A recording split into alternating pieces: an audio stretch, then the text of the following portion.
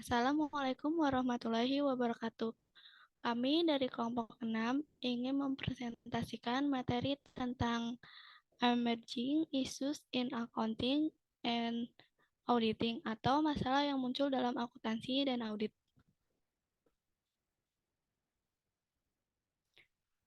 Lalu saya akan memperkenalkan teman-teman saya. Yang pertama itu Nadia Syada Farinka dengan NIM 2020121140.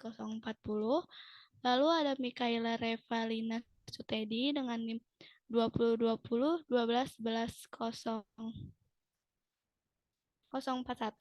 Lalu saya sendiri Rizky Windiana Kirani dengan NIM 202012111043.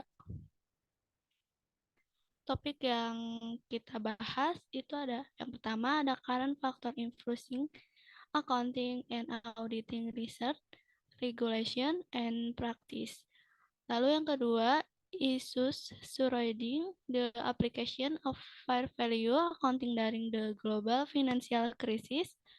Lalu yang ketiga, possible direction in the future international accounting standard setting agreement. Lalu yang keempat, sustainability, accounting, reporting, and assurance, akuntansi, ketahanan, dan pelaporan. Lalu yang terakhir, other non-financial accounting and reporting issues.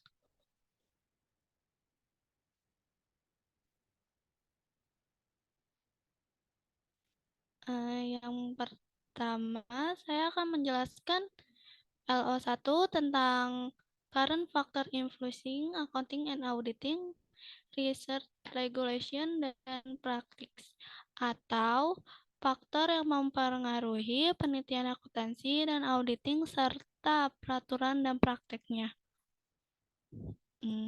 Salah satu pengaruh utama pada penelitian dan praktek akuntansi dan audit yang diteliti adalah pertumbuhan standar akuntansi dan audit yang berlaku secara internasional. Maka sejumlah faktor penting yang secara potensial terkait diuji. Yang pertama itu XBRL, adanya perkembangan pada revolusi teknologi yang mempengaruhi penyiapan laporan keuangan. Pada akhir 2008, the US Securities and Exchange Commission atau SEX memerintah 500 perusahaan besar di Amerika Serikat untuk mengarsipkan laporan keuangan tahun 2009 dengan menggunakan Extensible Business Reporting atau XBRL. XBRL ini memungkinkan informasi keuangan untuk disajikan secara lebih interaktif dan mudah digunakan atau user-friendly dengan cara melakukan tagging atau data individual sehingga data tersebut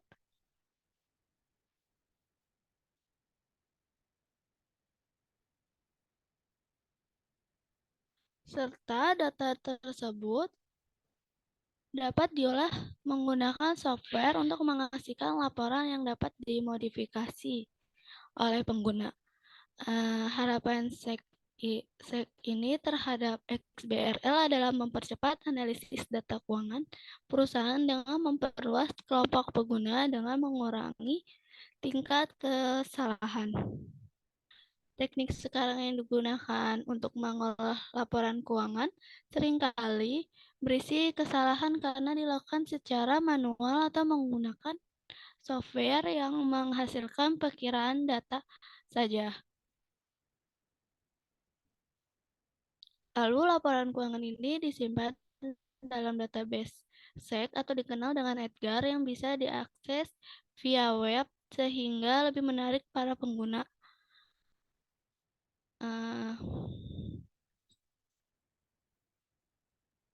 HK menunjukkan bahwa perkembangan ini berarti dengan tersedianya data yang dapat diakses dan mungkin akan menempatkan manajer perusahaan di bawah pengawasan lebih besar untuk menjelaskan laporan keuangan mereka. Selain data yang dapat digunakan lebih, HK ini menunjukkan XBRL bisa mengubah cara analisis keuangan perusahaan kecil. Saat ini, analisis keuangan cenderung fokus pada perusahaan besar karena ketersediaan data yang lebih besar dan kepentingan investor yang lebih terhadap perusahaan besar. Para analis keuangan ini menghasilkan laporan dan informasi yang tersedia bagi investor. Namun, jika ketersediaan data perusahaan kecil tersedia lebih banyak, tidak menutup kemungkinan menarik perhatian analis. Sebagai tambahan, investor pemula percaya diri dengan menggunakan rincian dan komparabilitas data yang lebih besar di antara beberapa perusahaan. Lalu salah satu isu terkait XBRL ini adalah apakah pendekatan audit saat mendamaikan versi kertas XBRL dokumen yang terkait dengan informasi dalam pengajuan SEC resmi sudah cukup. Pumle dan Pumle ini menunjukkan bahwa penyediaan informasi XBRL merupakan perpanjangan dari paradigma pelaporan tradisional yang akan mengubah cara data keuangan dan non-keuangan dapat digunakan.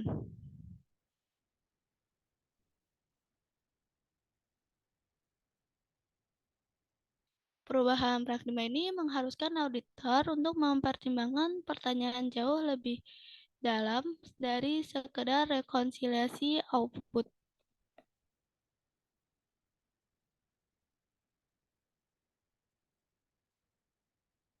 Materialitas secara tradisional ini dinilai sebagai dampak keputusan pengguna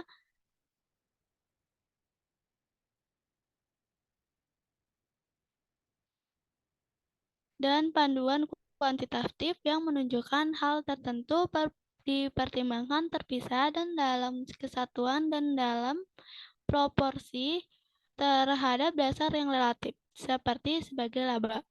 Jika data dapat diakses secara terpisah atau dalam kombinasi yang baru, panduan materialitas ini tidak dapat diterjemahkan dengan cara yang sama. Pumle dan Pumle bersama HK melakukan penelitian untuk lebih memahami keuntungan dan kelemahan XBRL dan dampaknya terhadap laporan dan audit di keuangan di masa depan.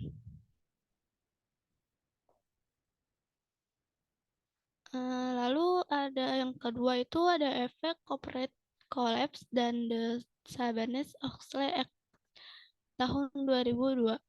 Pada tahun 2000-an, sejumlah perusahaan besar tumbang dan aturan terganti sebagai gambaran atas akuntansi dan audit. Dan hal tersebut mempengaruhi lingkungan. Kritik atas independensi auditor dan tata kelola perusahaan menjadi front banner yang menarik banyak komentar publik dan penelitian. Sebagai contoh, di Amerika Serikat sebelum era Sarbanes-Oxley 2002 atau SOX, firma audit ini saling mereview dengan menggunakan sistem peer review dari American Institute of Certified Public Accounting atau ACPI. Proses dalam sistem ini pengumpulan informasi pada prosedur pengendalian kualitas firma audit dengan mewawancarai staf dan memeriksa dokumentasi. Forgati ini mengkritik proses ini dengan alasan bahwa proses review tidak secara memadai dalam kehati-hatian dan pre-review akan tidak mampu mendeteksi kesalahan penting. Hal ini menunjukkan bahwa staf dapat dilatih menjawab pertanyaan preview dan dokumen yang dihasilkan tidak sebagainya mestinya.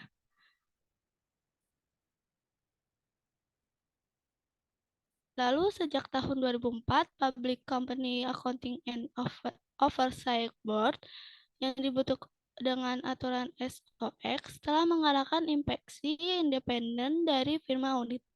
Meskipun demikian, daripada menggunakan kritik per view IECPI yang mana mengarah pada perubahan aturan. Hirali dan Lennox ini mencatat bahwa perbedaan metode review dan secara khusus bagaimana temuannya dipublikasikan ini menyulitkan mengambil keputusan. Lalu ketentuan lain kunci dalam SOX ini adalah pembatasan pada ketentuan konsultasi tertentu atau non-audit oleh perusahaan-perusahaan jasa audit kepada klien mereka. Auditor Auditor laporan keuangan dilarang memberikan jasa konsultasi kepada klien mereka, kecuali terhadap beberapa pengecualian dengan terlebih dahulu melakukan persetujuan dengan komite audit klien.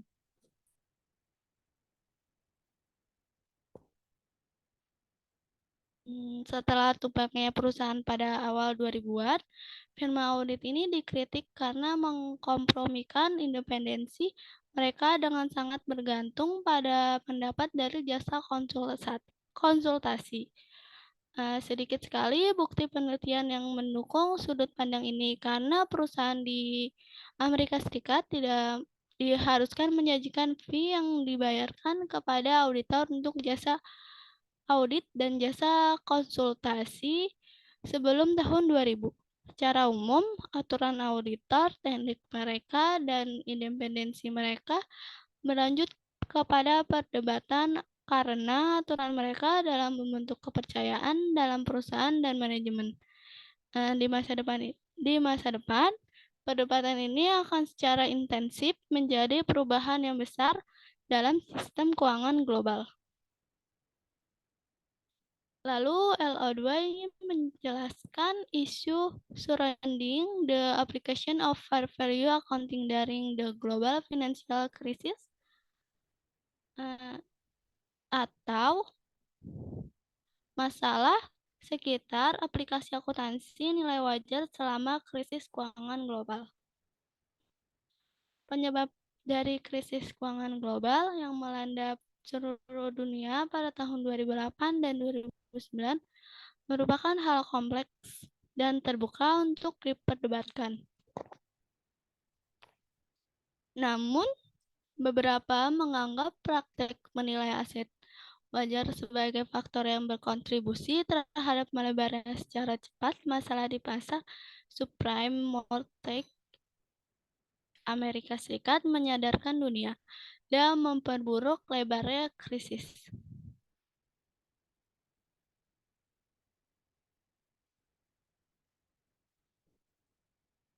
Hal ini karena standar akuntansi, terutama standar akuntansi keuangan FAS nomor 157 pengukuran nilai wajar, ini memerlukan write-downs atas nilai investasi yang dipegang oleh bank saat kondisi pasar bergejolak.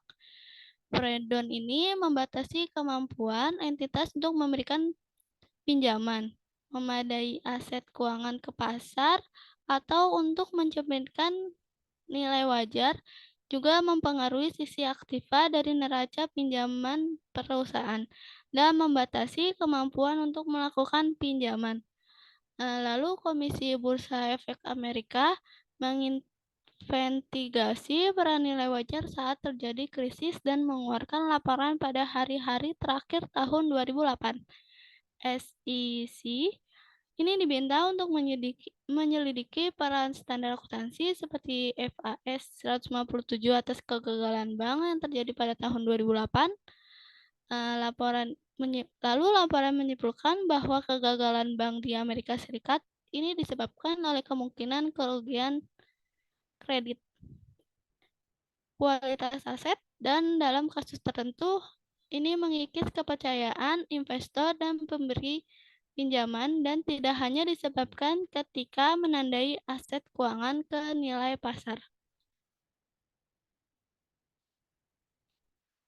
Yang pertama itu reaksi dengan standar Sitter. Pada bulan Oktober 2008, ISB ini mengubah aturan untuk reklasifikasi aset keuangan sehingga kerugian dari perubahan nilai pasar atas aset tersebut yang dapat diperlakukan secara berbeda. Sebelum perubahan aturan, standar internasional diperlukan seperti kerugian yang akan diambil melalui laporan laba rugi. Setelah perubahan peraturan, aset bisa dipindahkan dalam kondisi tertentu untuk menghindari pengisian kerugian mark to market ke laporan laba rugi. Namun, ada juga aturan perubahan yang membutuhkan pengungkapan instrumen keuangan dan pengaruh reklasifikasi pada laporan laba rugi.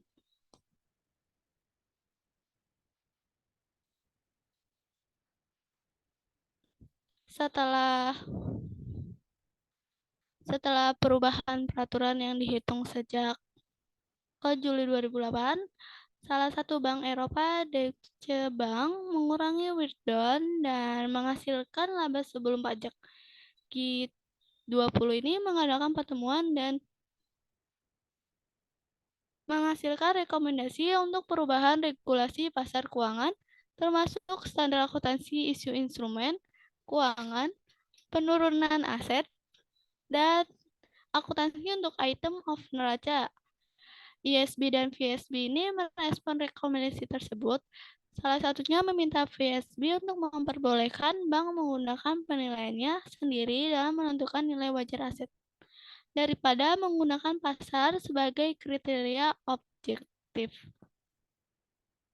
Blundell, Wignell, Atkinson, dan Lee dalam papernya menjelaskan hal-hal yang membuat krisis keuangan global, yaitu satu, kebijakan likuiditas makro global, lalu yang kedua, kerangka kerja regulasi yang masih minim.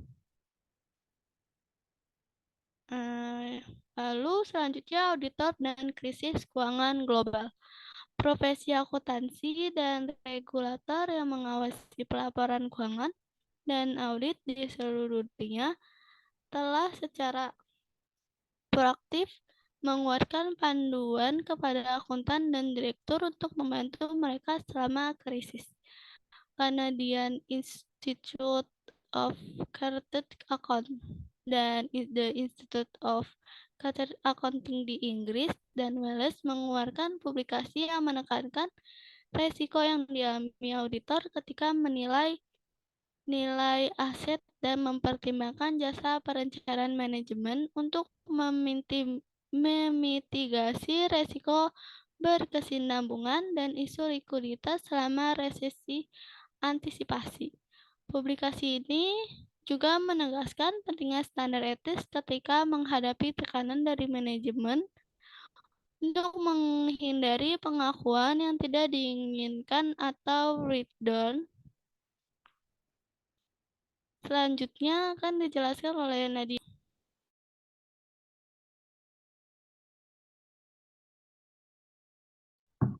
Selanjutnya, saya Nadia Syahda Farinka dengan NIM 2020-12-11-040 akan melanjutkan tentang LO3 yang berjudul Possible Direction in the Future International Accounting Standard Setting Arrangement. Next.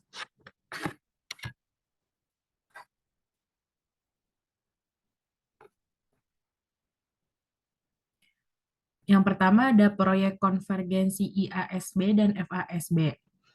Pada November tahun 2008, SEC di US mengeluarkan sebuah roadmap untuk menerapkan IFRS oleh perusahaan Amerika Serikat mulai tahun 2014. Konvergensi ini diperhatikan oleh SEC karena SEC akan memperkirakan dan akan berkembang ke arah kejadian yang penting di tahun 2011 dan akan membuat keputusan dalam tahun 2014. Maka implementasi tersebut harus sudah diproses.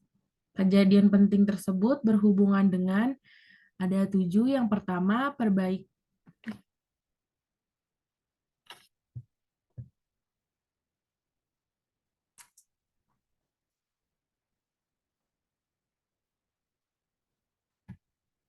Saya lanjut ya. Yang pertama ada perbaikan dalam standar akuntansi. Yang kedua, akuntabilitas dan membiayai IASC. Yang ketiga, perbaikan dalam kemampuan untuk menggunakan data pelaporan IFRS. Yang keempat, mengadakan pendidikan dan pelatihan yang berhubungan dengan IFRS. Yang kelima, dibatasi untuk segera menggunakan IFRS, di mana hal ini akan mempertinggi komparabilitas untuk investor US. Yang keenam, mengantisipasi pemilihan waktu pembuatan peraturan mendatang oleh komisi. Yang ketujuh atau yang terakhir, mengimplementasikan perintah menggunakan IFRS oleh issuers. Next.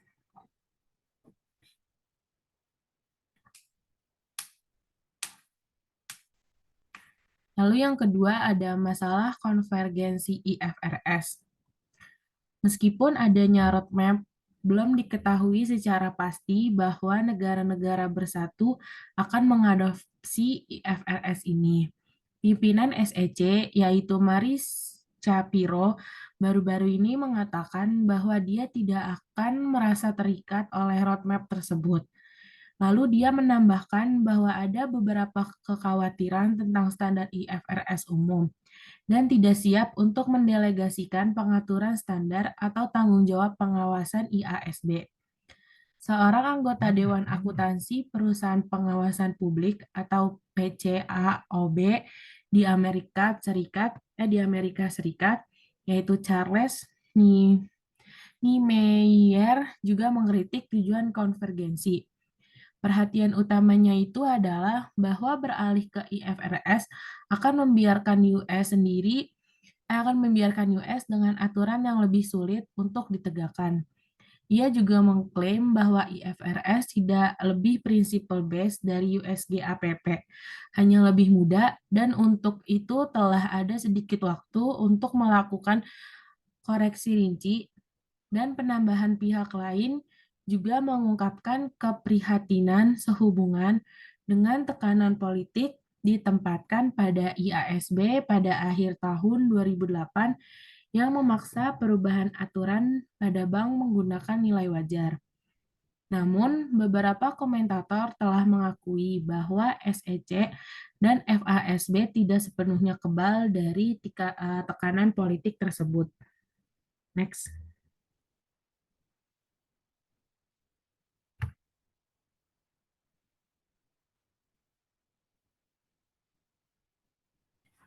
Lalu yang ketiga ada standar auditing internasional. HK melaporkan bahwa beberapa akuntan menunjukkan beralihnya ke IFRS akan memerlukan standar audit dan praktek di US berubah cara dari model penilaian sesuai dengan aturan dalam standar akuntansi untuk penilaian keseluruhan yang benar dan fair. Pendekatan audit memiliki implikasi penting bagi penerapan standar akuntansi principle based dalam IFRS karena pendekatan yang ada sebelumnya berfokus pada penegakan aturan daripada prinsip. Standar audit juga sedang internasionalisasi untuk beberapa alasan sebagai standar akuntansi, yaitu globalisasi pasar bisnis dan berbagai permintaan menciptakan untuk standar global. Next. Selanjutnya akan dibacakan oleh Reva.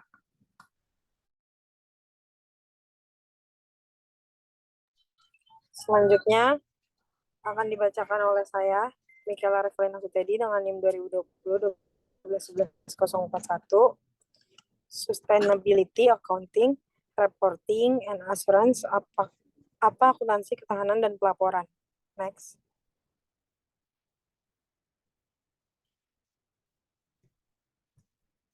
Akuntansi ketahanan dan pelaporan merupakan bagian dari akuntansi sosial. Gray, Owen, dan Adams menyatakan akuntansi sosial sebagai kombinasi akuntansi untuk hal yang berbeda, pada media berbeda, untuk pengguna yang berbeda, dan untuk tujuan yang berbeda. Dengan kata lain, melampaui pengukuran keuangan dari kejadian ekonomi dan pelaporan untuk kelompok pengguna tertentu, biasanya sesuai dengan standar akuntansi dan regulasi. Akuntansi sosial dan pelaporannya bertujuan untuk mengamati dan menyerap isu-isu yang tidak dicakup oleh fungsi akuntansi tradisional menjadi bentuk yang dapat digunakan untuk pengambilan keputusan oleh individu. Tidak harus secara langsung atau hanya terkait dengan keberhasilan keuangan entitas. Akuntansi sosial dapat termasuk kategori 4 dari 5 dari asumsi ontologis. Peneliti akuntansi sosial sering mengadopsi pendekatan penelitian naturalistik, menggunakan studi khusus, kasus, dan wawancara untuk memahami bagaimana akuntansi secara sosial dibangun. Next.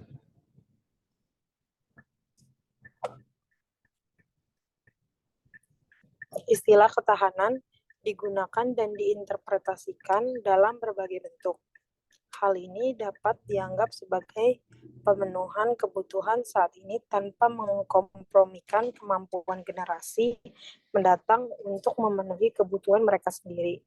Berdasarkan definisi ini, ketahanan berkaitan dengan perlindungan lingkungan, ekoefisiensi, sekaligus sebagai keadilan antara masyarakat dan generasi eco-justice.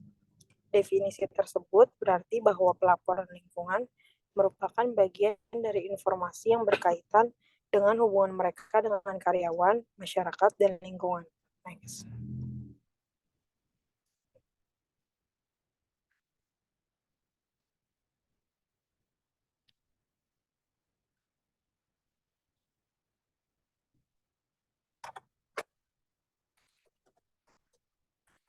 Next.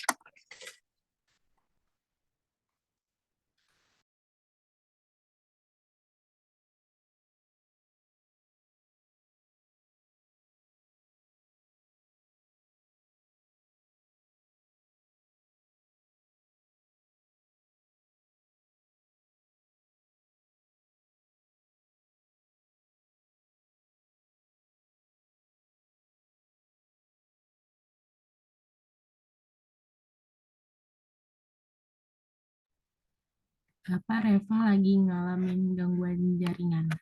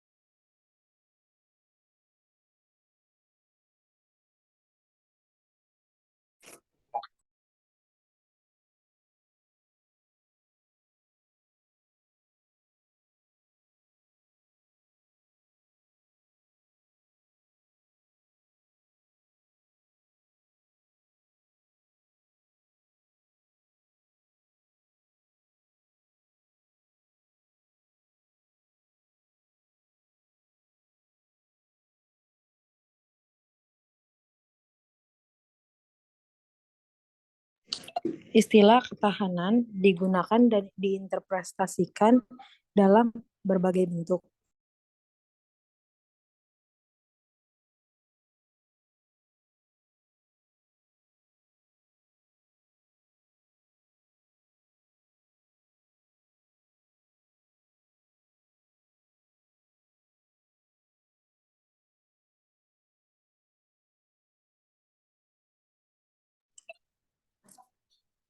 Perkembangan saat ini dalam pelaporan ketahanan.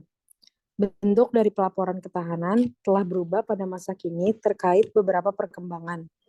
Salah satu yang paling banyak digunakan sebagai pedoman dalam pelaporan ketahanan adalah yang dikeluarkan oleh Global Reporting Initiative atau GRI yang direvisi dan dikeluarkan pada Oktober 2006. Pedoman GRI membentuk dasar framework dari pengungkapan ketahanan dan berisi prinsip dan petunjuk serta standar pengungkapan untuk semua tipe organisasi. Prinsip tersebut menentukan isi dari laporan ketahanan, kualitas informasi, dan batas laporan. Standar pengungkapan termasuk strategi dan profil ketahanan organisasi, pendekatan manajemen, dan indikator performa. Pedoman GRI sesuai dengan tujuan kerangka konseptual yang digunakan dalam pedoman pelaporan keuangan. Next.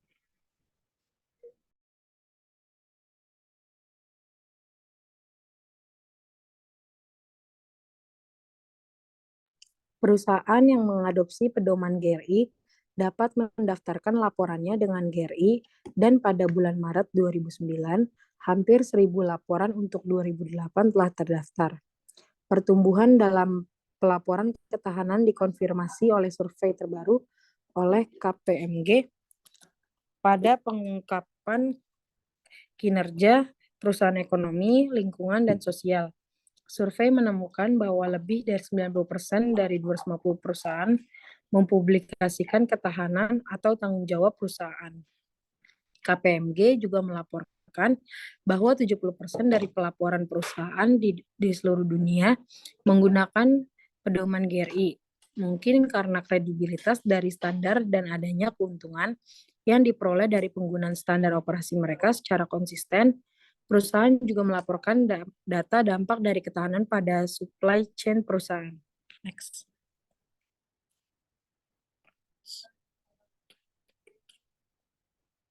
Pertumbuhan pelaporan tentang isu-isu lingkungan juga didorong oleh kekuatan pasar terkait izin untuk emisi gas rumah kaca atau tidak.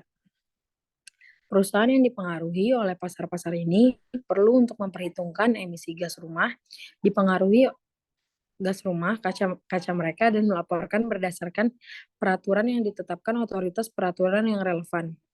Perkembangan izin wajib terkait emisi, khususnya saat pembentukan Uni Eropa Emisi Trading Scheme atau EU ETS pada bulan Januari 2005, telah juga memberi kontribusi terhadap hubungan yang dekat antara pelaporan keuangan dan lingkungan atau pelaporan ketahanan.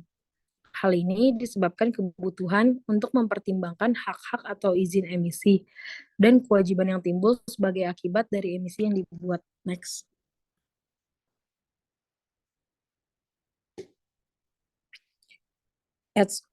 ETS-UE bukan pasar karbon pertama yang didirikan, tetapi adalah yang terbesar.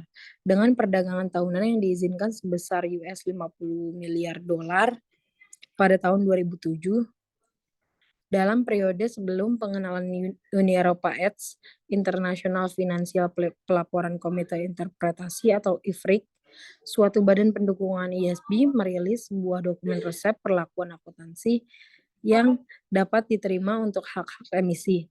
IFRIC 3 hak emisi diperlukan perusahaan untuk memperlakukan seluruh tunjangan sebagai aset tidak berwujud. Ini berarti bahwa mereka harus mengakui nilai wajar semua tunjangan bebas penghasilan, sedangkan biaya emisi yang sesuai akan diakui secara bertahap sebagai akumulasinya. Cook menjelaskan respon terhadap dokumen sebagai kemarahan publik, dan itu ditarik pada bulan Juni 2005. McKinsey menambahi kontroversi dengan menyatakan takut bahwa rekomendasi IFRIC TRIS akan menghasilkan peningkatan volatilitas laba sebagai pendapatan dan pengeluaran yang tidak cocok pada waktunya. McKinsey berpendapat bahwa perusahaan lebih memilih untuk memperlakukan hak emisi sebagai instrumen keuangan dan menerapkan akuntansi lindung nilai berdasarkan IAS 39.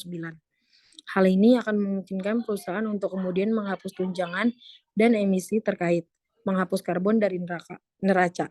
Next.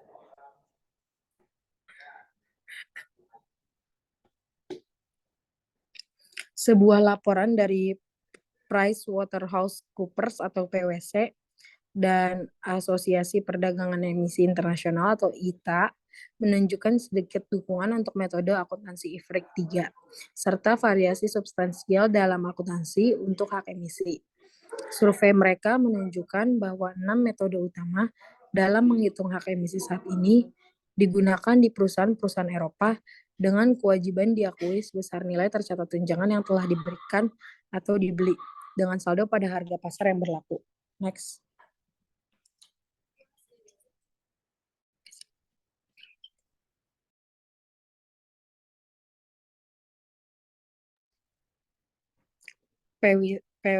PwC dan IETA menyimpulkan bahwa selain kurangnya kejelasan dan komparabilitas laporan keuangan yang dihasilkan oleh perusahaan dengan hak-hak emisi, tidak adanya otoritas tentang masalah ini telah menyebabkan baik kegagalan maupun pemborosan sumber daya bagi perusahaan.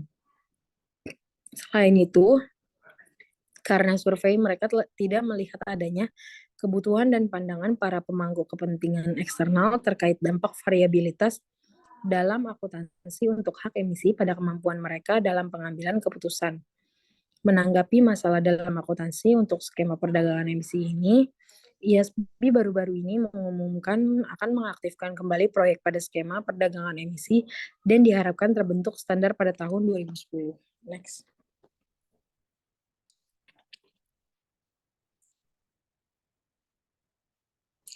Perubahan iklim dan keberlanjutan masalah juga mempengaruhi pelaporan keuangan tradisional terkait keputusan tentang penurunan nilai aktiva dan pengungkapan risiko.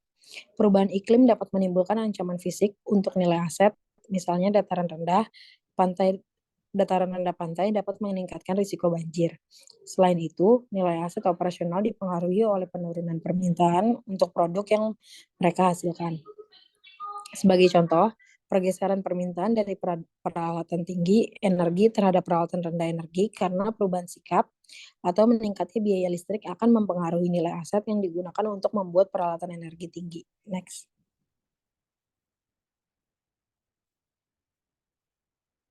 Selanjutnya, perusahaan asuransi di Amerika Serikat sekarang harus mengungkapkan kepada regulator asuransi bagaimana perubahan iklim akan mempengaruhi bisnis mereka dan dengan implikasi aset mereka.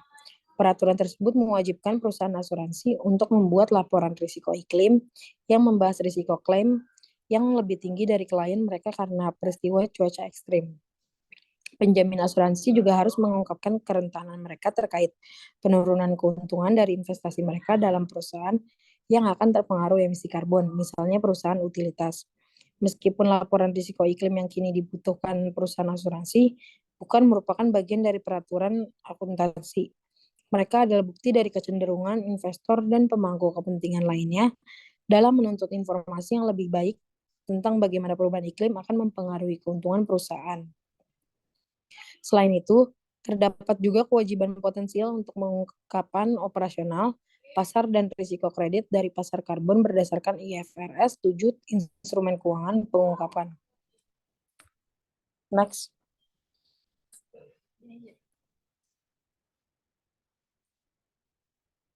Kecenderungan dalam keyakinan pelaporan keberlanjutan.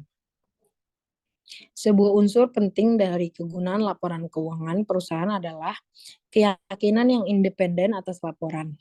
Keyakinan yang independen memberikan kepercayaan kepada pemegang kepentingan tentang kredibilitas, relevansi, dan keandalan atas laporan. Perbedaan antara audit dengan review adalah tingkat keyakinan yang diberikan oleh auditor terkait keandalan informasi yang diberikan perusahaan. Hal ini ditentukan oleh sifat dan jangkauan dari prosedur yang dilakukan oleh auditor. Hasil dari prosedur dan objektivitas bukti yang diperoleh, auditor memberi tingkat keyakinan yang memadai dari review memberikan tingkat keyakinan yang terbatas. Beberapa perusahaan mencari keyakinan atas laporan keberlanjutan mereka. Greenwashing adalah praktik menyebarluaskan informasi yang salah sehingga menampilkan image publik bertanggung jawab kepada lingkungan. Survei KPMG juga menunjukkan jumlah dari perusahaan besar yang mencari keyakinan yang resmi berbeda secara signifikan bergantung negaranya. Permintaan atas informasi terkait lingkungan yang teruji untuk tujuan yang berkenaan dengan peraturan dapat mengarahkan syarat informasi yang terjamin bagi kelompok pemegang kepentingan yang lebih luas. Next.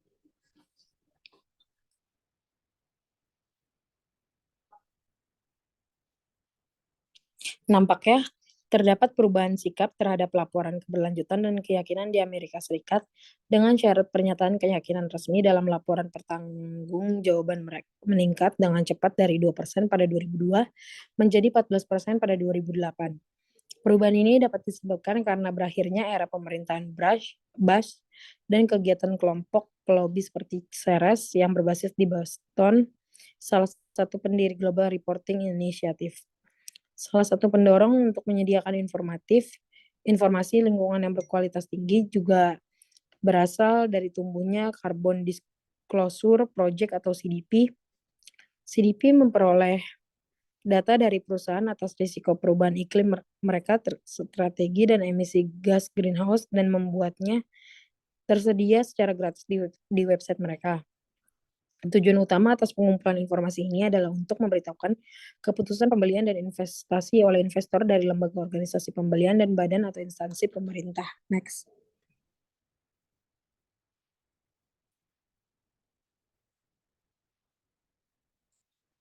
Mengapa mencari keyakinan atas laporan keberlanjutan? Audit diyakini memberikan manfaat dengan meningkatkan kredibilitas pernyataan keuangan yang disiapkan oleh manajemen dan meningkatkan kualitas dari sistem akuntansi entitas karena berdasarkan umpan balik atas proses audit. Menerapkan teori ini ke keyakinan keberlanjutan menimbulkan pikiran bahwa perusahaan dengan keuntungan paling banyak atas meningkatnya kredibilitas atas laporan mereka akan lebih cenderung untuk mencari keyakinan.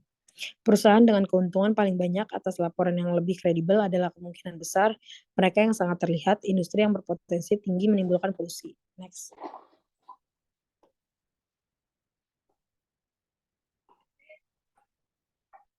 Standar keyakinan keberlanjutan. Terdapat pedoman yang berkuasa atas perjanjian keyakinan dalam laporan keberlanjutan dan informasi emisi karbon ISAE 3000, Assurance Engagements, Other than Audits or Review of Historical Financial Information, diterbitkan oleh IASB menyediakan beberapa pedoman umum, namun tidak langsung menuju pada isu yang spesifik, sehingga dapat diterapkan secara tidak konsisten oleh pemberi keyakinan. AA 1000 AS memberikan pedoman keyakinan laporan keberlanjutan yang mengevaluasi ketaatan entitas kepada AA 1000, accountability principles, dan kualitas atas informasi yang diungkap kepada publik atas kinerja berkelanjutan. O'Dwyer dan Owen mengkritik dan menganalisis pernyataan keyakinan dari laporan shortlist. Pada tahun 2002, Association of Charter Certified Accounts atau ACCA, Inggris, dan skema penghargaan pelaporan berkelanjutan Eropa. Next.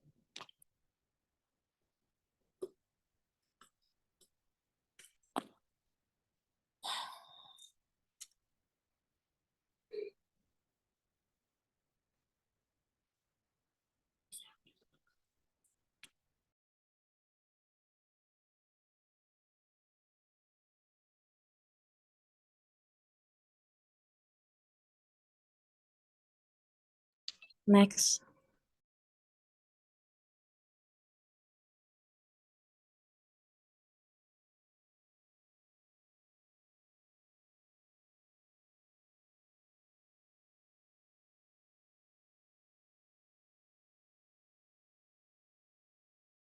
Next.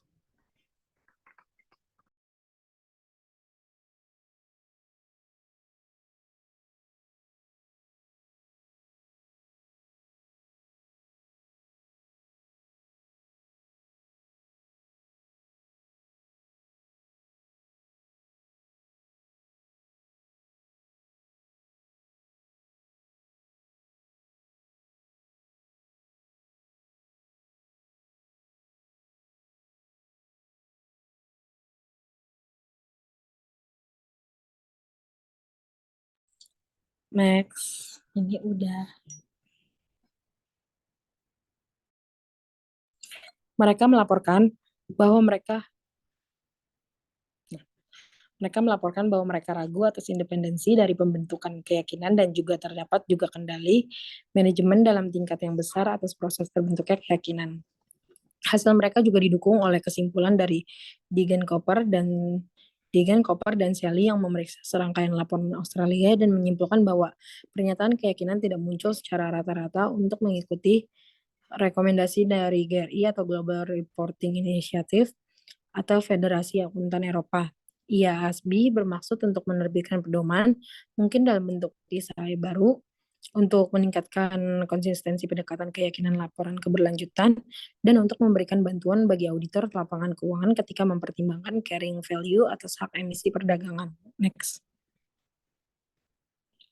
Selanjutnya akan dibacakan oleh Nadia Syahda.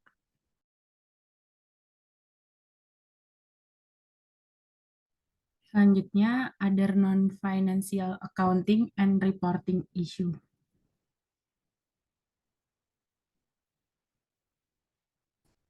Yang pertama ada akuntansi air.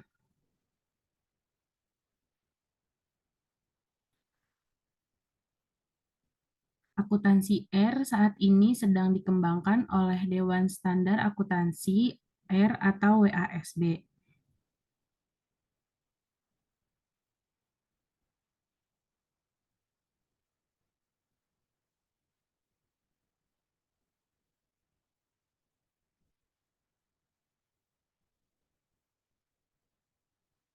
Di Australia dengan proyek serupa di berbagai tahap pengembangan di tempat lain. Para WASB merilis edisi pertama Kerangka Konseptual Akuntansi Air atau WACF dan Awal Standar Akuntansi di Australia Air atau PWAS pada tahun 2009. Para WACS dan PWAS mengatur penyusunan dan penyajian laporan umum tujuan R akuntansi atau GPWARS oleh badan tertentu. Para GPWARS dirancang untuk mengambil keputusan oleh pengguna di mana tidak dapat memerintah informasi oleh R miliknya sendiri dari beberapa entitas.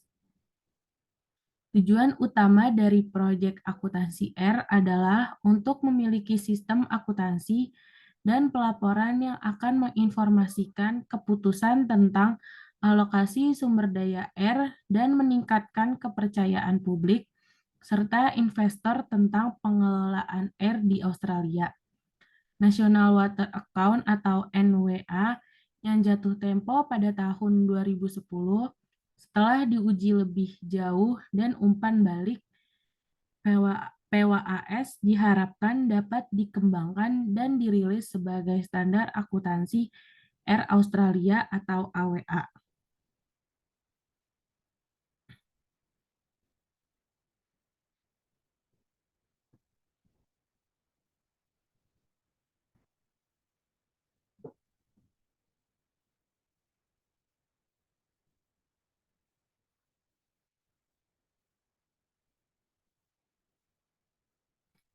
Selanjutnya, tujuan WASB tentang pengembangan standar akuntansi R dan prosedur untuk memfasilitasi dalam pengambilan keputusan oleh berbagai pengguna yang peduli tentang distribusi, sumber manajemen, dan penggunaan R adalah sama dengan tujuan penyusunan standar akuntansi keuangan.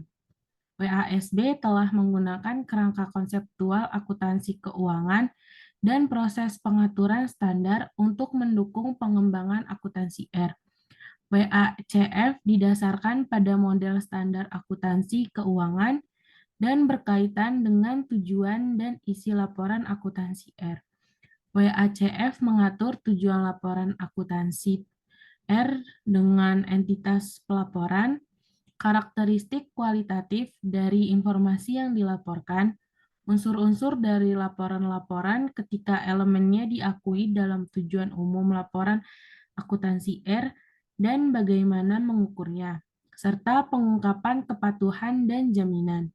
Sistem akuntansi R diadopsi oleh WASB adalah Sistem akrual di mana laporan entitas untuk R akan meliputi yang pertama, pernyataan arus R fisik, yang kedua, pernyataan R aktiva dan kewajiban R, yang ketiga, pernyataan perubahan aktiva air dan air kewajiban, yang keempat, pengungkapan catatan, yang kelima, pernyataan kepatuhan, yang keenam, pernyataan jaminan. Next.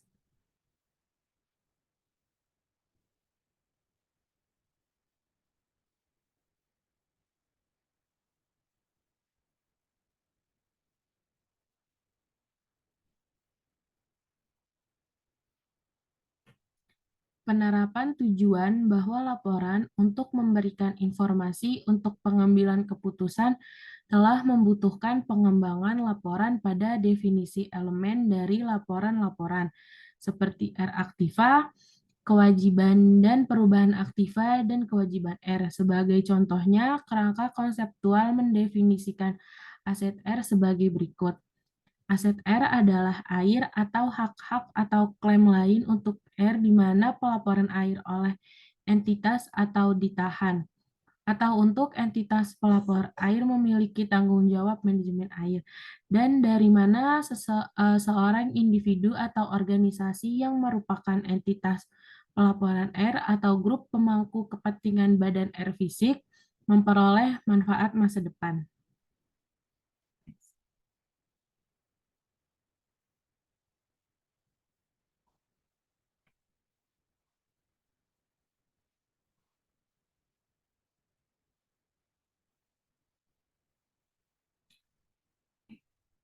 Sebelumnya Nah, laporan akuntansi air akan memberikan informasi tentang saham dan arus sumber daya air, bukan hanya data dan klaim yang dibuat oleh manajer yang bergantung pada data yang bersumber di luar sistem formal akuntansi, seperti dalam pelaporan keberlanjutan. Dengan cara yang sama, bahwa auditor laporan keuangan menambah nilai aset atas laporan keuangan dengan meningkatkan kredibilitas mereka. Diharapkan bahwa laporan air akan diaudit. Auditor bisa memberikan jaminan pada laporan air dengan menggunakan keterampilan yang sama dan teknik yang digunakan untuk laporan audit keuangan. Meskipun mereka kemungkinan akan perlu mencari pendapat mengenai masalah teknis dari insinyur dan ahli kualitas air. Standar akuntansi air adalah contoh dari asumsi ontologis bahwa akuntansi adalah struktur beton dan proses. Premis yang menyadari adalah bahwa saham dan arus realitis objektif dan R sebelum beton dapat dipertanggungjawabkan dengan kerangka yang terstruktur.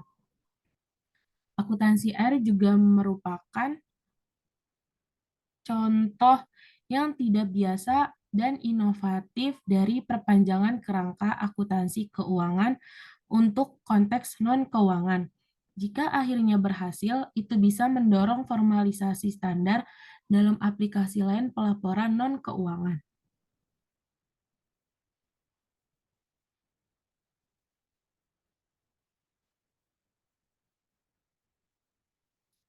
Bentar ya Pak, baterainya Kirani mati.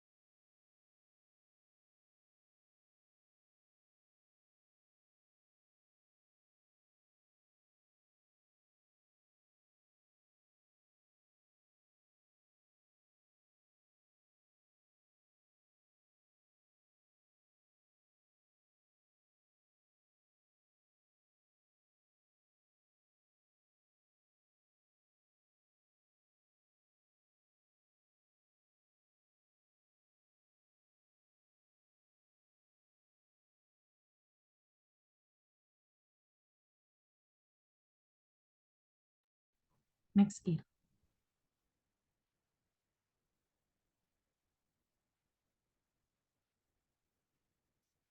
Selanjutnya, akuntansi air versus akuntansi emisi gas rumah kaca atau GGP. Satu perbedaan kunci antara standar akuntansi air dan standar GGP adalah penekanan sebelumnya atas akuntansi untuk saham dan arus air yang menggunakan proses akrual.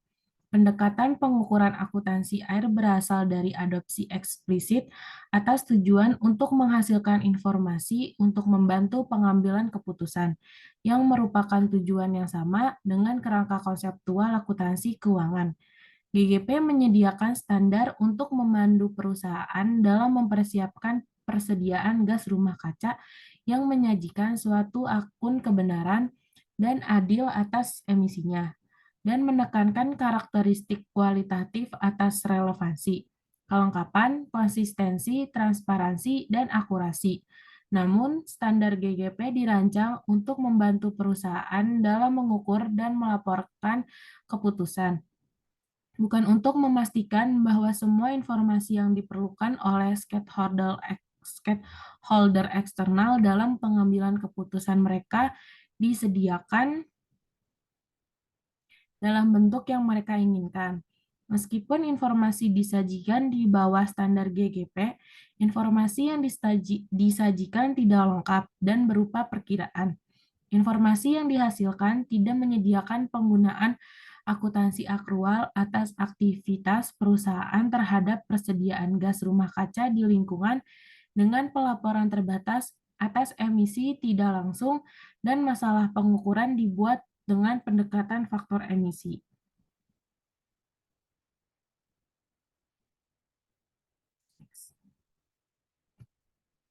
Beberapa isu yang timbul dari pendekatan faktor emisi dalam standar GGP berkaitan dengan pemilihan dan penerapan faktor emisi dan kualitas data kegiatan. Penerimaan faktor emisi sebagai alat pengukuran yang valid berarti bahwa standar GGP tidak mengizinkan pembuat keputusan untuk memiliki tingkat kepercayaan di laporan informasi GHG bahwa standar akuntansi air yang bertujuan untuk menyediakan. Mereka juga mengangkat isu-isu yang berbeda untuk auditor. Gerakan menuju sistem akuntansi yang terintegrasi penuh secara akrual untuk emisi gas rumah kaca akan memberikan kesempatan bagi auditor untuk membuat sedemikian opini. Namun, meskipun keterbatasan standar GGP dan upaya lain untuk mengukur emisi gas rumah kaca, sistem ini berarti bahwa untuk pertama kalinya dalam sejarah terdapat perusahaan yang melaporkan data emisi gas rumah kaca. Para GGP dan standar akuntansi R yang keduanya adalah hasil bukti atas tekanan oleh pemerintah untuk memperoleh data pada sumber daya yang lengkap. Selain yang tradisional ditangkap oleh sistem akuntansi keuangan, dengan demikian mereka menunjuk ke yang lebih luas dan mungkin akhirnya lebih penting. Masa depan akuntansi di abad 20 salah satu dan seterusnya.